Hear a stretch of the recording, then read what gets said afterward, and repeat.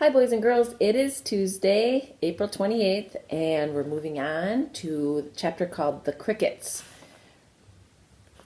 The crickets sang in the grasses. They sang the song of summer's ending, a sad, monotonous song. Summer is over and gone, they sang, over and gone, over and gone. Summer is dying, dying. Good thing for us, summer is about to begin. The crickets felt it was their duty to warn everybody that summertime cannot last forever. Even on the most beautiful days in the whole year, the days when summer is changing into fall, the crickets spread the rumor of sadness and change. Everybody heard the song of the crickets. Avery and Fern Arabelle heard it as they walked the dusty road. They knew that school would soon begin again. The young geese heard it and knew that they would never be little goslings again. Charlotte heard it and knew that she hadn't much time left. Mrs. Zuckerman at work in the kitchen heard the crickets, and a sadness came over her too. Another summer gone, she sighed. Lurvy, at work building a crate for Wilbur, heard the song and knew it was time to dig potatoes. Summer is over and gone, repeated the crickets. How many nights till frost, sang the crickets. Goodbye, summer, goodbye, goodbye. The sheep heard the crickets, and they felt so uneasy they broke a hole in the pasture fence and wandered up into the field across the road. The gander discovered the hole and led his family through, and they walked to the orchard and ate the apples that were lying on the ground. A little maple tree in the swamp heard the cricket song and turned bright red with anxiety. Wilbur was now the center of attraction on the farm. Good food and regular hours were showing results. Wilbur was a pig any man would be proud of. One day more than 100 people came to stand at his yard and admire him.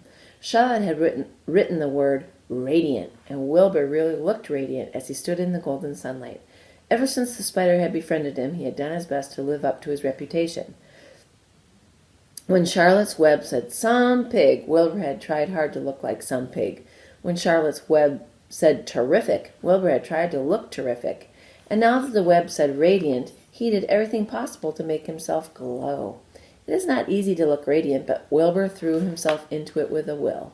He would turn his head slightly and blink his long eyelashes. Then he would breathe deeply, and when his audience grew bored, he would spring into the air and do a backflip with a half-twist.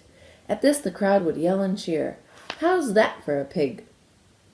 Mr. Zuckerman would ask. Well pleased with himself, that pig is radiant. Some of Wilbur's friends in the barn worried for fear that all this attention would go to his head and make him stuck up. But it never did.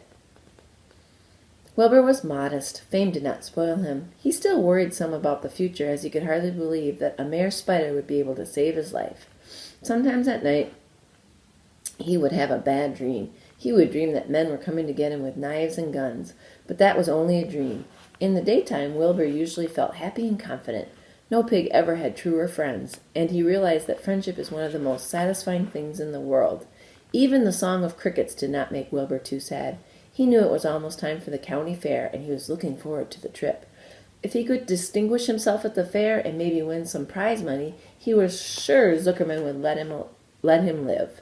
Charlotte had worries of her own, but she kept quiet about them. One morning Wilbur asked her about the fair. You're going with me, aren't you, Charlotte? He said. Well, I don't know, replied Charlotte. The fair comes at a bad time for me. I shall find it inconvenient to leave home, even for a few days. Why? Asked Wilbur. Oh, I just don't feel like leaving my web. Too much going on around here. Please come with me, begged Wilbur. I need you, Charlotte. I can't stand going to the fair without you. You've just got to come. No, said Charlotte. I believe I better stay home and see if I can't get some work done. What kind of work? Asked Wilbur. Egg laying. It's time I made an egg sack and filled it with eggs. I didn't know you could lay eggs, said Wilbur in amazement. Oh, sure, said the spider. I'm very versatile. What does versatile mean? Full of eggs? Asked Wilbur. Certainly not, said Charlotte. Versatile means I can turn with ease from one thing to another. It means I don't have to limit my activities to spinning and trapping and stunts like that. Why don't you come with me to the fairgrounds and lay your eggs there, pleaded Wilbur. It would be wonderful fun. Charlotte gave her web a twitch and moodily watched it sway. I'm afraid not, she said. You don't know the first thing about egg-laying, Wilbur. I can't arrange my family duties to suit the management of the county fair. When I get ready to lay eggs, I have to lay eggs, fair or no fair. However, I don't want you to worry about it. You might lose weight. We'll leave it this way. I'll come to the fair if I possibly can." "Oh, good," said Wilbur. "I knew you wouldn't forsake me just when I needed you most." All that day Wilbur stayed inside, taking life easy in the straw. Charlotte rested and ate a grasshopper. She knew that she couldn't help Wilbur much longer. In a few days she would have to drop everything and build the beautiful little sack that would hold her eggs. That's the end of the chapter, boys and girls. The next chapter is called Off to the Fair. Make a prediction in your head and we'll read it tomorrow. Have a good day, boys and girls.